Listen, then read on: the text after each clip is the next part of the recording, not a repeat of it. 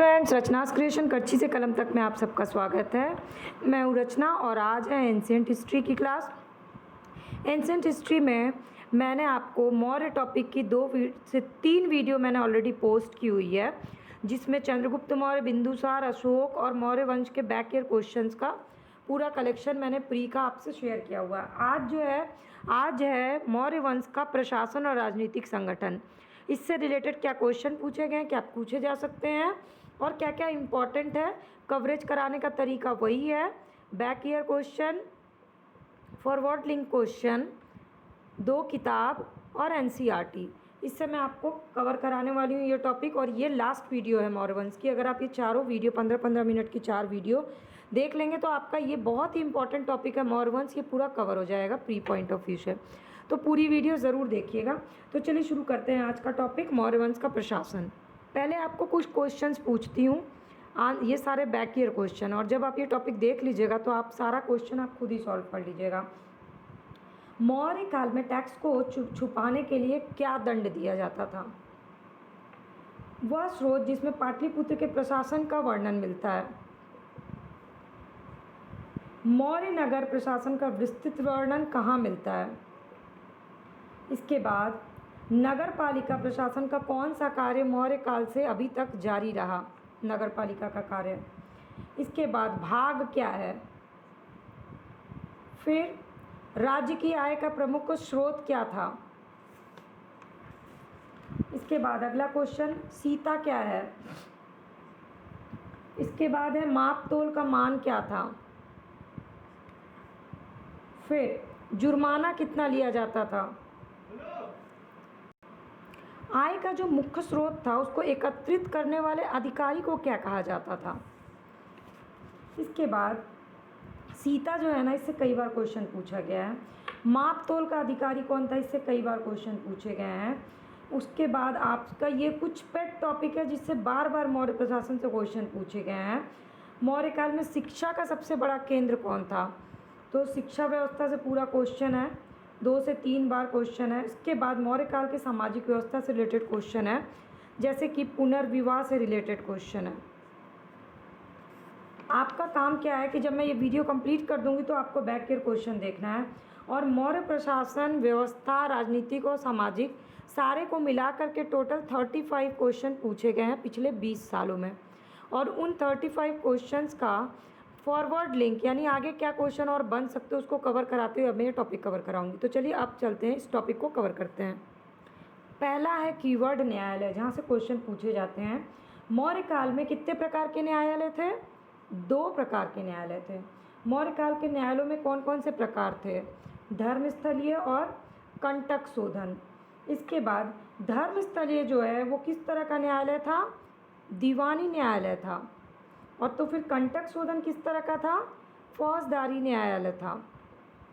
इसके बाद गुप्तचरों को अर्थशास्त्र में क्या कहा गया था? क्वेश्चन है ये। आंसर क्या है? गूढ़ पुरुष कहा गया था। इसके बाद अर्थशास्त्र में 2 प्रकार के गुप्तचर का उल्लेख मिलता है। कौन कौन से थे वो गुप्तचर? तो वो थे संस्था और संचरा। तो संचरा मतलब जो घूम घूम के गुप्तचरी करते थे, एक स्थान पे नहीं रहते थे, और संस्था जो एक स्थान पे होती थी। और इसमें से आपसे ये क्वेश्चन पूछा जा चुका है, धर्म और कंटक शोधन। आगे के ये जो क्वेश्चन है ये फॉरवर्ड लिंक के क्वेश्चन है, तो आपको इसको याद कर लेना है न्यायालय से रिलेटेड। अब मैं आपको आगे बताती हूँ। अब अगला बहुत इंपॉर्टेंट कीवर्ड है मेगास्थनीज। मेगास्थनीज के बारे में चलिए सारे क्वेश्चन कवर करते हुए बताती हूँ। मेगास्थनीज की पुस्तक का नाम है इंडिका। बहुत ही आसान क्वेश्चन, हमेशा पूछे जाने वाला क्वेश्चन। इंडिका में किस चीज़ का वर्णन है? मौर्य के नगर प्रशासन का वर्णन है। इसके बाद इंडिका के अनुसार मौर्य काल में टोटल 6 समितियाँ थी नगर प्रशासन में। 6 समितियों में 5-5 सदस्य होते थे, यानी टोटल कितने सदस्य हुए? 30 सदस्यों की समिति होती थी, पूरा नगर प्रशासन होता था। अब जो तीसरी समिति थी वो बहुत इंपॉर्टेंट है। तीसरी समिति का काम क्या था? जनगणना करना। और वर्तमान में भी ये कार्य नगर पालिका प्रशासन द्वारा ही किया जाता है। ये क्वेश्चन पूछा जा चुका है। अब आगे का क्वेश्चन जो पूछ सकता है वो है छठी समिति। छठी समिति का कार्य था बिक्री कर को वसूल करना। ठीक है, तो विक्रय कर मूल्य का कितना होता था? 1/10 भाग होता था।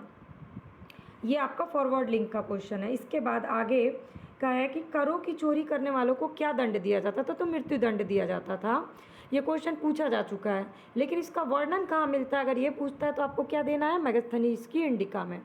इसके बाद एस्ट्रोनोमोई क्या थे? तो एस्ट्रोनोमोई थे नगर के पदाधिकारी को कहा जाता था एस्टिनोमोई। ये बहुत ही इंपॉर्टेंट है और 3 बार ये क्वेश्चन पूछा जा चुका है। तो ये हो गए मेगास्थनीज की इंडिका से रिलेटेड सारे बैकवर्ड लिंक और फॉरवर्ड लिंक क्वेश्चन। इसके बाद मेगास्थनीज कौन था? तो मेगास्थनीज जो है वो सेल्यूकस निकेटर द्वारा चंद्रगुप्त मौर्य की राज्यसभा में भेजा गया यूनानी दूत था। यहाँ 3 क्वेश्चन है। किसके द्वारा भेजा गया था? सेल्यूकस निकेटर द्वारा। किसके दरबार में भेजा गया था? चंद्रगुप्त मौर्य के दरबार में। और तीसरा क्वेश्चन बनता है कहाँ का राजदूत था? तो यूनानी राजदूत था। इसके बाद मेगास्थनीज ने मौर्य के नगर प्रशासन का सबसे ज़्यादा उल्लेख किया और उसने बताया कि जो नगर का प्रमुख होता था उसको बोलते थे पूर्व मुख्य। ये है आपका फॉरवर्ड लिंक क्वेश्चन। इसके बाद मेगास्थनीज की इंडिका में भारतीय समाज की 7 श्रेणी बताई गई है। वो 7 श्रेणी क्या थी? तो वो मैं आपको बताती हूँ। वो थे दार्शनिक, कृषक, पशुपालक, कारीगर, योद्धा, निरीक्षक और मंत्री। ये 7 थे श्रेणी। और मेगास्थनीज ने भारतीय समाज में दास प्रथा होने का उल्लेख नहीं किया। उसने कहा भारतीय समाज में दास प्रथा नहीं थी। ये है बहुत ही इंपॉर्टेंट क्वेश्चन मौर्य काल में दास प्रथा से रिलेटेड। उसके अनुसार मौर्य काल में कोई भी व्यक्ति अपनी जाति से बाहर विवाह नहीं कर सकता था, ना ही उससे अपनी जाति से अलग कोई पेशा अपना सकता था। तो ये हो गया मेगास्थनीज से रिलेटेड बाकी के इंपॉर्टेंट क्वेश्चंस। अब ये क्या है? बहुत ही इंपॉर्टेंट सेक्शन है, इसको देखना पड़ेगा आपको और याद अच्छे से करना पड़ेगा। ये जो है ना, ये इतिहासकार हैं स्मिथ। स्मिथ के अनुसार हिंदू कुश पर्वत भारत की वैज्ञानिक सीमा थी। कौन सा पर्वत? ये क्वेश्चन पूछा जा चुका है। हिंदू कुश पर्वत जो है वो सीमा थी, वैज्ञानिक सीमा। और अशोक के अभिलेख में मौर्य साम्राज्य को 5 प्रांत मिलते हैं। वो प्रांत और उसकी राजधानी का मैचिंग है। उत्तरापथ था, उसकी राजधानी थी तक्षशिला। अवंतीरठ की राजधानी उज्जैनी। कलिंग की राजधानी तोशली। दक्षिणापत्र की सुवर्णगिरी और प्राच्य की पाटलिपुत्र। तो दोनों के फर्स्ट लेटर को उठाया। उत अंगु अंगु कतो दसु और प्रापा प्राच्य और पाटलिपुत्र। फर्स्ट लेटर को उठा के छोटा सा कोड बना लीजिए। बार बार रिवीजन करिएगा तो आपको याद आ जाएगा। जैसे प्रापा, दोनों पीपी मैचिंग है। आपको फटाक से प्राच्य जैसे देखेगा आप पाटलिपुत्र मैचिंग कर दीजिएगा। दसु, दास से मैचिंग बना लीजिए कि दास है। दक्षिण सुवर्णगिरी। इस तरह से कोडिंग बनाना होता है। अब आते हैं राजस्व स्रोत की तरफ, जो कि इम्पोर्टेंट कीवर्ड है। राजस्व स्रोत में भाग और बलि प्राचीन भारत में राजस्व के प्रमुख स्रोत थे। लेकिन किसके अनुसार ये पता चलता है हमें? तो अर्थशास्त्र के अनुसार हमें पता चलता है कि भूमि का मालिक कौन था। क्वेश्चन है ये। भूमि का मालिक होता था राजा और भूमि से उत्पादन का 1 भाग का अधिकारी होता था राजा। इस कर को क्या कहते थे? भाग कहते थे। और इस प्रकार बलि भी जो है ना वो राजस्व का स्रोत था। मौर्य मंत्री परिषद में राजस्व इकट्ठा करने वाले अधिकारी को क्या बोलते थे? समाहर्ता। इसके बाद सीमा के रक्षक को क्या बोलते थे? अंतपाल। सीमा हमेशा किसी भी राज्य के अंत में होती है, तो जो अंत होता था राज्य का उसके रक्षक यानी सीमा के रक्षक को बोलते थे अंतपाल। छोटी सी कोडिंग है। प्रदेष्टा कौन था? ये कमिश्नरियों का प्रधान होता था, यानी कि रोज नगर बटे होते थे उसका प्रधान होता था। लेकिन इसके अलावा कुछ अन्य अधिकारी भी हैं जो इम्पोर्टेंट हैं, जैसे कि पण्याध्यक्ष, ये वाणिज्य का अध्यक्ष होता था। सुरा अध्यक्ष, ये बूचड़ खाने का अध्यक्ष होता था। गणिका अध्यक्ष, गणिका मीन्स वैश्या, वैश्याओं का निरीक्षक। सीता अध्यक्ष, ये राजकीय कृषि विभाग का अध्यक्ष होता था। अकारा, ये खनन का अध्यक्ष होता था। लक्षणा अध्यक्ष, छापे खाने का अध्यक्ष। और नवा अध्यक्ष, ये जहाजरानी का अध्यक्ष था। और पतना अध्यक्ष, बंदरगाहों का। तो नवा से जहाजरानी, पतना से पतन यानी बंदरगाह, पता चल जाता है आपको। लक्षण अध्यक्ष याद करना पड़ेगा, ये छापा खाना हो गया। आकारा अध्यक्ष क्या हो गए, खान के सीता, राजकीय कृषि भूमि, गणिका अवश्य, सुरा बूचड़ खाना, और पण्याध्यक्ष वाणिज्यिक अध्यक्ष। अब देखते हैं मौर्यकाल का समाज। तो अर्थशास्त्र में मौर्यकाल के समाज के बारे में कुछ चीज़ें पता चलती हैं। जैसे अर्थशास्त्र में पति द्वारा परित्यक्त पत्नी के लिए विवाह विच्छेद की अनुमति थी, मतलब वो एडवांस समाज था उस समय कि पत्नी जो विवाह विच्छेद कर सकती थी। तलाक की प्रथा भी थी, अगर जैसे पति बहुत साल तक विदेश में रहता है, बाहर काम करता है, शरीर में कोई दोष होता है या फिर पति उसका त्याग कर देता है पत्नी का, तो पत्नी भी तलाक दे सकती थी। तो इस प्रकार पत्नी को जैसे कि पत्नी बंध्या है और पति ने त्याग कर दिया तो तलाक की प्रथा थी। इसके बाद अगला स्रोत है मनुस्मृति। मनुस्मृति का जो 38वां खंड है उसमें दिया गया है कि वह व्यक्ति जिसकी पत्नी मर गई है वो पुनर्विवाह कर सकता है, यानी पुनर्विवाह की अनुमति की व्याख्या मनुस्मृति में। लेकिन विधवा विवाह यानी जिस स्त्री का पति मर गया हो वो पुनर्विवाह नहीं कर सकती है, यानी स्त्री को ये आज़ादी नहीं थी। इसके बाद विदेशियों को भारतीय समाज में मनु द्वारा व्रात्य क्षत्रिय का सामाजिक स्तर दिया गया। बाहर से जो आती हैं वो व्रात्य क्षत्रिय हैं। इसके बाद अगला इंपॉर्टेंट है सारनाथ स्तंभ का निर्माण किसने कराया, अशोक ने कराया। इसके शीर्ष पर सिंह की आकृति बनी हुई है जो कि किस चीज़ का प्रतीक है, शक्ति का प्रतीक है। इस भारत सरकार ने इसको प्रतीक चिन्ह के रूप में माना है। और मौर्य युगीन सभी स्तंभ किस चीज़ के बने थे, तो चुनार के बलुए पत्थर के बने हुए हैं। अब थोड़ा सा मौर्य स्थापत्य का और क्वेश्चंस देखते हैं। तो ये वो कीवर्ड्स हैं जहाँ से क्वेश्चन आते हैं मौर्य स्थापत्य से, और यही इतना ही आपको पढ़ना है। लेकिन इसमें से क्या क्या क्वेश्चन आ चुके हैं, क्या आ सकते हैं, वो आपको बताती हूँ। तो सबसे पहले देखते हैं सांची। तो स्थापत्य कला की दृष्टि से सांची का स्तूप सबसे ज़्यादा सर्वश्रेष्ठ माना जाता है। अब कहाँ है ये, मध्य प्रदेश में है। किस जिले में है, रायसेन जिले में। इसके बाद इसका निर्माण किसने कराया, सांची का, अशोक ने। और इस स्तूप का आरंभिक काल 3री शताब्दी ईसा पूर्व का था। इसके बाद अगला इंपॉर्टेंट है आपका भरहुत का स्तूप। ये कहाँ है, ये भी मध्य प्रदेश में है। किस जिले में है, सतना। और इसकी तिथि 2री शताब्दी ईस्वी पूर्व है। इसके बाद आता है, इसके बाद सांची तथा भरहुत के स्तूपों की खोज किसने की थी, तो कनिंघम ने की थी। Very important question. अब अगला क्वेश्चन आता है अमरावती से। अभी अमरावती का स्तूप कहाँ है, तो ये है आंध्र प्रदेश। ठीक है, आंध्र प्रदेश के किस में है, तो गुंटूर जिले में। किस नदी के किनारे, कृष्णा नदी के किनारे। और इसकी खोज किसने की थी, मैकेंजी ने की थी। 4 क्वेश्चन इससे बने। कब की थी, 1797 में की थी। और अमरावती के बाद अब अगला क्या इंपॉर्टेंट हो गया,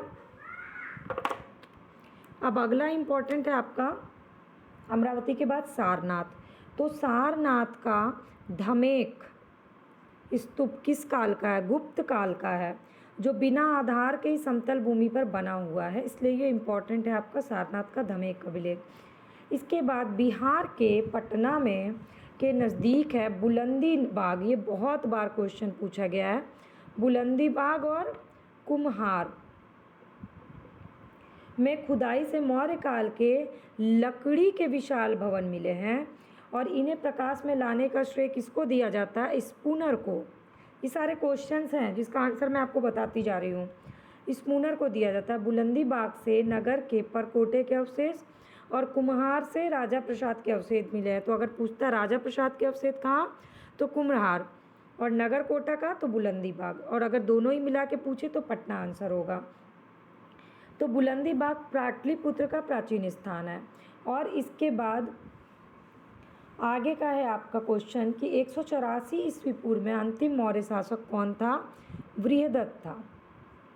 बृहदत्त की हत्या किसने की, शुंग राजवंश के किसने की थी, पुष्यमित्र शुंग ने हत्या कर दी और शुंग वंश की नींव डाल दी। फिर शुंग वंश का जो अंतिम राजा था देवभूति, वो अपने अमात्य वासुदेव के षड्यंत्रों के कारण मारा गया। और वायु पुराण के अनुसार अंतिम कण्व राजा सुशर्मा आंध्र जाति के सिंधुक द्वारा मारा गया। ये पूरा मौर्य वंश के बाद का क्रम। तो पुष्यमित्र शुंग वंश, फिर आया कर्ण वंश, उसके बाद आंध्र वंश। ठीक है, ये उसका क्रम। तो कुछ शताब्दी में ही चंद्रगुप्त मौर्य और अशोक ने गिरनार क्षेत्र में जल साधन व्यवस्था की ओर ध्यान देना शुरू किया था, जहाँ से क्वेश्चन पूछे जाते हैं। गिरनार कहाँ है?